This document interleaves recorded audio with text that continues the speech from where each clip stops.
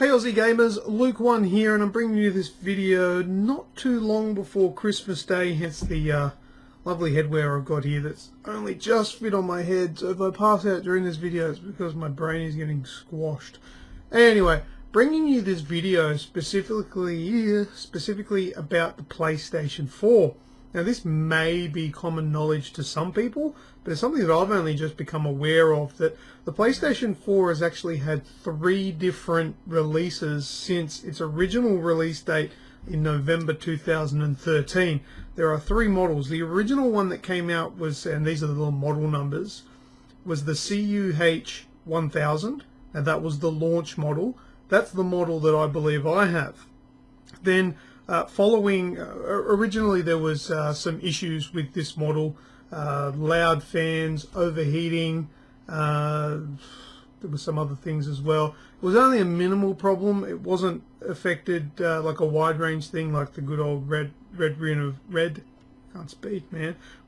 ring of death back with the Xbox 360. But they re-released another model without really saying anything. Well, I didn't know about it anyway, and that was the CUH 1100. So that one then replaced the original. Now that one, the changes they made, it was slightly quieter, so the fan spooling up if it was hot didn't sound as loud, and it was slightly lighter because they used a lighter power supply within the actual console. So those are the 2 things that were majorly changed. Obviously there was probably a couple of different things as well which helped with those problems, and it addressed the overheating problem as well. So that's a point to note. Now the third model that's out, which is the current model available on in stores at the moment, is the CUH 1200. Now this one has a few more significant changes, and the reason I'm bringing up these changes is because being a Christmas period, there's probably going to be a few people buying consoles at the moment, and you might want to take these sort of things into consideration. Are you buying old stock from a store, or are you buying a second-hand one? And you might want to know what these differences are, the things that you're going to be in for. Now with the latest model, the CUH 1200, I'm going to go through a couple of these the changes. Some of the changes are pointless, like it make no difference to the consumer.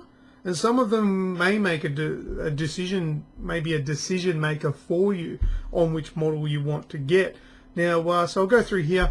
The biggest and most obvious thing to tell the difference between a CUH 1200 or previous models is the 1200, so the current model, the whole console is is a matte finish, whereas the original, so the launch and the second model, had a glossy hard drive cover. So like there was maybe about a third of the top of the console was a gloss, so a smooth shiny surface, where the rest of the console was of a matte finish. Now the newer one, the whole thing is matte, so that's an obvious thing to tell when you're looking at the consoles just for face value. Next up, the Sony. This is a small insignificant thing, but it's something to be able to tell. The Sony and PlayStation logo on the console is etched into the plastic rather than printed, which gives it, I don't know, makes zero difference because it's such a small insignificant thing. A big change to the latest console is where the power and eject buttons are concerned. On the original, which is the one that I have, so the launch console, the CUH 1100 and the CUH 1000 have what are called, I think it's called capacitive buttons, which means they're not physical press buttons. So when you touch them, they activate.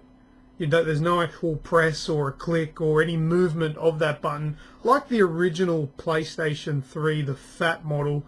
That one had the same thing, the capacitive buttons, and you just lightly touch them. Sometimes you can bump them, and sometimes they don't work, which is why I think that it's a big change. Whereas now on the CUH 1200, it's an actual button. They do look a little bit cheap and plasticky and rattle around a little bit, but it's an actual button to press. I will take that tacky look over the shitty capacitive buttons which sometimes don't work. The amount of times where I've had to turn my console off, turn it back on so I could get the eject button to work, or rather, probably less dramatic, use the controller to eject the disc out. So now you don't have that. That issue won't be there. It's an actual physical button, so that's changed. That's another thing to look for to make sure you're getting the latest model, and I like that feature. Some people won't. Another smaller thing that won't matter to too many people, the LED strip that runs down the middle, or it's not really the middle, but the top of the console. When it turns on, it's blue. When it is on, I think it's white. When it's in rest mode, it's orange. When it's broken, it's red. That LED doesn't stretch the entire length of the console like the original did. It's minuscule, the difference. However, the light is brighter and is apparently clearer to see during daylight lighting and things like that.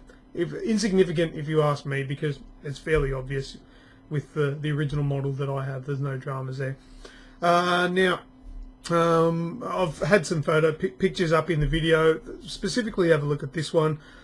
No real difference to us, but the ports have been rearranged on the rear of the console. So where you actually physically plug in, say the HDMI, the Ethernet port, the PlayStation Eye, etc., etc., they've been jumbled around a tiny bit and will be very insignificant to most people.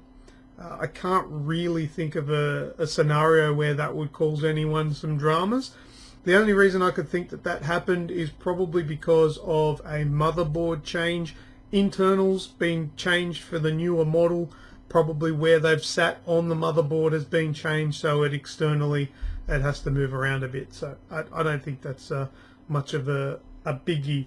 But there's a whole bunch of other things, like the thickness of certain metals in the chassis, and the hard drive secure screw is in a different spot and things like that. There's a lot of things that have changed inside the console. It's a little bit lighter now. It's a lot quieter now. I'm not going to go through all those things because they are pretty insignificant to most gamers. I mean, big deal if it's a little bit lighter. I'm not really carrying it around. It's sitting on my bench to be played. That's it.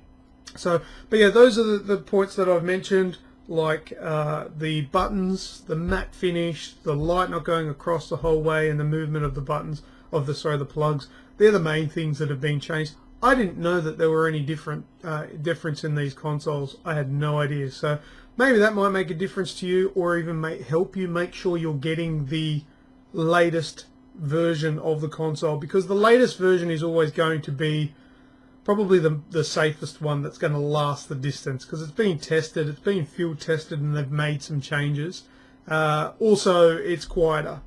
Now, my console is not, being the launch one, the 1000, CUH 1000, it is not ridiculously loud. It doesn't drive me crazy or anything like that, but sometimes you can hear it and think, oh, that's pretty loud. The new one's going to be a little bit quieter. So maybe even if you're buying a second-hand one, someone might be claiming that they got it over Christmas, and you have a look at it and it's not the CUH 1200 and it's a 1000, it's a launch model. You know that that's at least going to be a couple of years old rather than what they told you. So just stuff like that to check out. So maybe that might help you make some decisions when purchasing down the track somewhere. So that's all I've got for today. Thank you very much. Merry Christmas. Have a safe New Year as well. I'm Luke1. See you later.